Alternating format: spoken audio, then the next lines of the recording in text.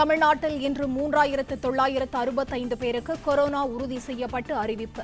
பெருந்தொற்றால் பாதிக்கப்பட்டோர் எண்ணிக்கை 1,34,226 உயர்வு.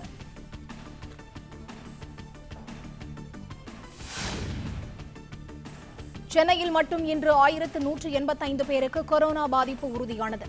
தொடர்ந்து 10வது நாளாக பாதிப்பு குறைந்த நிலையில் மொத்த எண்ணிக்கை 76,158 உயர்வு.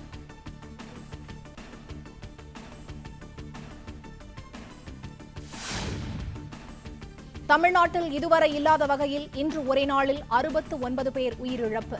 கொரோனாவால் பாதிக்கப்பட்டு சிகிச்சை பெற்று குணமடைந்த 3591 பேர் டிஸ்சார்ஜ்.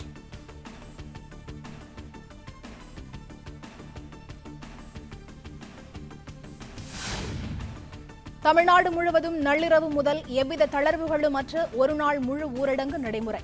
அத்தியாவசிய பொருட்கள் உட்பட அனைத்து வகை கடைகளும் மூடப்பட்டிருக்கும்.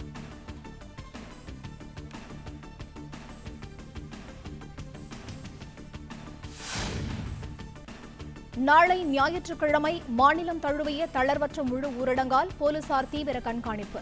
மாவட்ட எல்லைகள், நகர பகுதிகளில் சோதனைச் சாவடிகள், தடுப்புகள் அமைத்து வாகன தணிக்கை.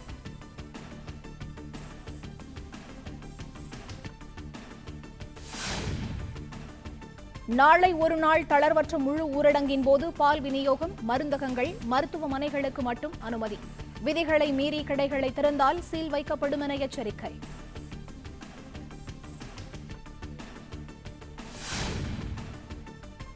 கிழக்கு லடாக்கின் பாங்காக்சோ ஏரிக்கரையிலிருந்து கணிசமான வீரர்களை திரும்ப பெற்றது சீனா. படகு துறையும் 10 கிலோமீட்டர் தூரம் இடம் மாறியதாக தகவல். செயற்கைக்கோள் புகைப்படங்கள் வெளியீடு.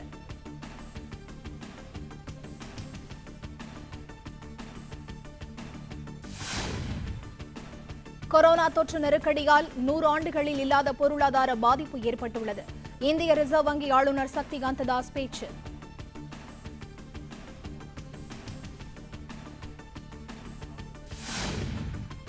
பொருளாதார அமைப்பின் வலுவை சோதிக்கும் வகையில் கொரோனா பெருந்தொற்று சூழல் அமைந்துள்ளதாக ஆர்பிஐ கவலை. வங்கிகளுக்கு வழங்கும் கடனுக்கான வட்டி விகிதத்தை 2.5 விழுக்காடு குறைத்துள்ளதாக தகவல்.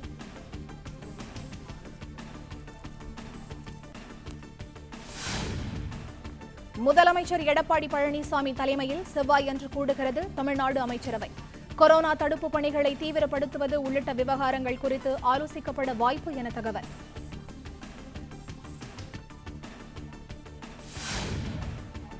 கொரோனா தடுப்பு பணிகளை தீவிரப்படுத்தி பெருந்தொற்று பரவலை தடுத்து வரும் மாநிலங்களுக்கு பிரதமர் நரேந்திர மோடி பாராட்டு. டெல்லியில் செய்த அனைத்து தடுப்பு பணிகளையும் நாடு முழுவதும் விரிவுபடுத்த நடவடிக்கை எடுக்குமாறு அதிகாரிகளுக்கு அறிவுறுத்தல்.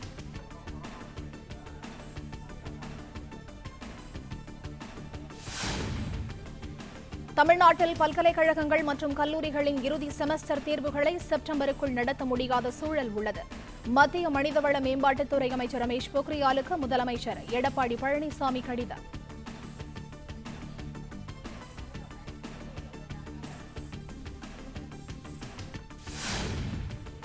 பல்கலைக்கழகங்கள், கல்லூரிகள் இறுதி செமஸ்டர் தேர்வு நடத்தும் விவகாரத்தில் மாநில அரசுகளுக்கு அதிகாரத்தை கொடுக்க வேண்டும்.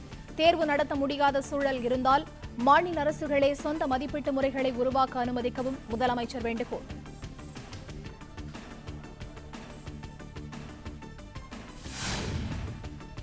சாத்தான்குளம் தந்தை மகன் அடித்துக் கொல்லப்பட்ட இரட்டை கொலை வழக்கு. ஜெயராஜ் பெனிக்ஸ் வீடு, மருத்துவமனையில் சிபிஐ அதிகாரிகள் நேரில் விசாரணை.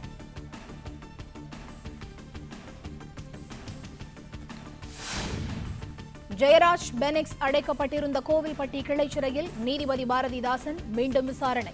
சிறை காவலர்களை வெளியே காத்திருக்க செய்துவிட்டு விசாரணை கைதிகளிடம் தனித்தனியாக விசாரணை என தகவல்.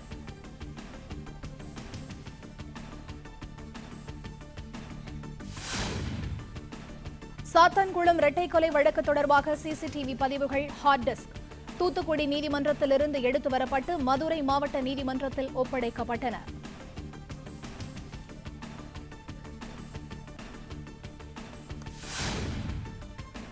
கொரோனா தொற்று நோய்க்கான தடுப்பூசி இந்த ஆண்டிற்குள் பயன்பாட்டுக்கு வர வாய்ப்பில்லை என தகவல். அடுத்த ஆண்டு தொடக்கத்தில் எதிர்பார்க்கலாம் என நாடாளுமன்ற நிலைக்குழு மத்திய அரசுக்கு கருத்துரு.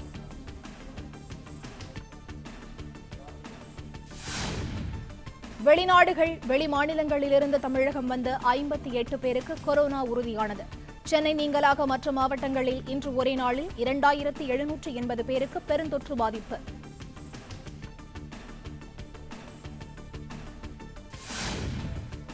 இதுவரை இல்லாத வகையில் திருவள்ளூரில் 346 பேருக்கு தொற்று உறுதியானது. மதுரையில் 277 பேருக்கும், செங்கல்பட்டில் 237 பேருக்கும், தூத்துக்குடியில் 175 பேருக்கும் பெருந்தொற்று பாதிப்பு.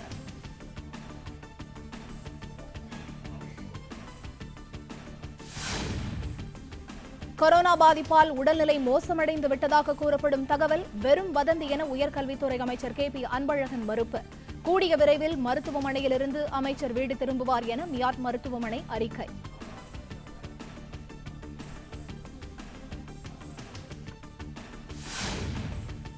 சித்த மருத்துவம் உள்ளிட்ட இந்திய மருத்துவ முறைகள் மீது அரசுக்கு நம்பிக்கை இல்லை என்பது தவறான கருத்து.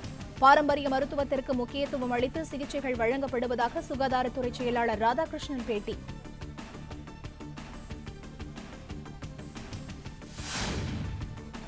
மீன் வளமே அழிந்து போவதற்கு காரணமாகிவிடும் என கூறி தடை விதிக்கப்பட்ட சுருக்குமடி வலைகளை பயன்படுத்த அனுமதிக்க கோரி திடீர் போராட்டம்.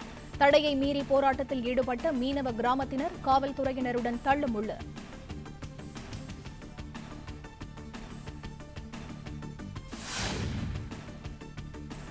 சட்டத்தை மீறி சுருக்குமடி வலைக்கு ஒருபோதும் அனுமதி அளிக்க முடியாது என மீன்வளத்துறை அமைச்சர் ஜெயக்குமார் திட்டவட்டார்.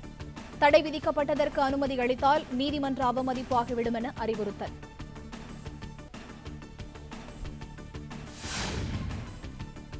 காவிரி டெல்டா மாவட்டங்களில் உரங்கள், பூச்சி மருந்துகள் ஆன்லைனில் பணம் கட்டினால் மட்டுமே வழங்கப்படும் என்ற அறிவிப்பு.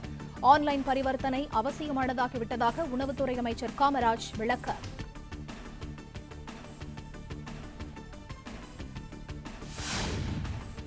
திருச்சி லலிதா ஜுவல்லரியில் 13 கோடி ரூபாய் மதிப்புடைய தங்க வைர நகைகளை கொள்ளையடித்த வழக்கு. பிரபல கொள்ளையன் திருவாரூர் முருகன் உள்ளிட்ட 2 பேர் மீது குற்றப்பத்திரிகை தாக்கல்.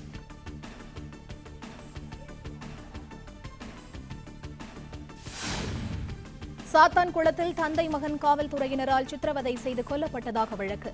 முழு விசாரணை நடத்தி நீதியை நிலைநாட்ட ஐநா பொதுச் செயலர் ஆண்டனியோ குட்டரஸ் வலியுறுத்தல்.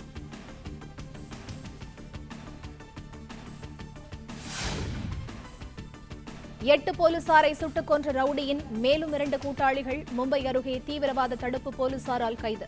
ரவுடி விகாஷ் துபே என்கவுண்டர் செய்யப்பட்ட நிலையிலும் தலைமறைவான கூட்டாளிகளை தேடும் பணியில் தனிப்படை தீவிரம்.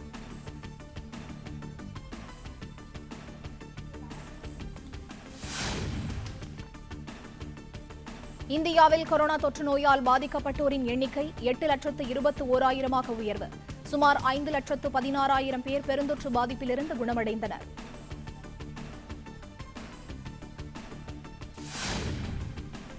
மகாராஷ்டிராவில் கொரோனா தொற்று நோயால் பாதிக்கப்பட்டோர் எண்ணிக்கை 2,40,000 உயர்வு.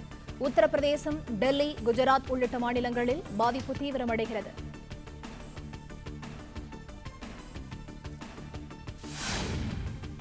இந்தியாவில் புலிகளின் எண்ணிக்கை அதிகரித்திருப்பதன் மூலம் புதிய கின்னஸ் சாதனை படைக்கப்பட்டிருப்பதாக மத்திய அரசு தகவல். இலக்கை விட 4 ஆண்டுகளுக்கு முன்னதாகவே நாட்டில் புலிகளின் எண்ணிக்கையை இரட்டிப்பாக்கியிருப்பதாக பெருமிதம்.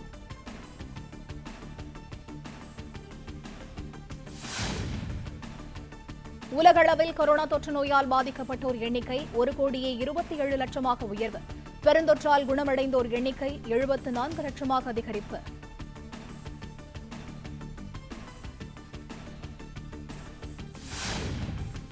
அமெரிக்காவில் தகுதி உடையோருக்கு குடியுரிமை வழங்கும் மசோதா மீது உத்தரவு பிறப்பிக்க ட்ரம்ப் பரிசீலித்து வருவதாக வெள்ளை மாளிகை தகவல். சட்டவிரோதமாக குடியேறிய சிறாருக்கு குடியுரிமை வழங்க ஏற்பாடு.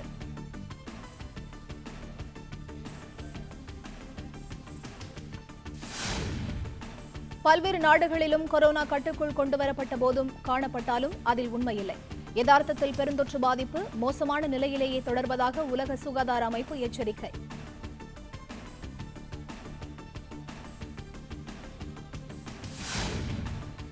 கொரோனா அச்சுறுத்தலுக்கு மத்தியில் நடைபெற்ற சிங்கப்பூரில் தேர்தலில் பிரதமர் லீ செயின் லூங் அறுதி பெரும்பான்மை பலத்துடன் மீண்டும் வெற்றி. சிங்கப்பூர் மக்களின் அமைதியான மற்றும் வளமான எதிர்காலத்திற்கு அடித்தளம் என பிரதமர் நரேந்திர மோடி வாழ்த்து.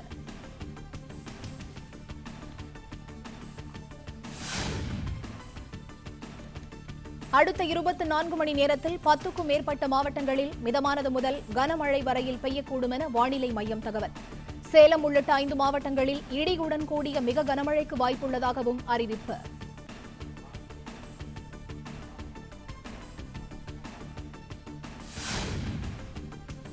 சென்னையில் ஆபரண தங்கத்தின் விலை சவரனுக்கு 136 ரூபாய் குறைந்தது. ஒரு சவரன் ஆபரணம் 37,512 ரூபாய்க்கு விற்பனையானது.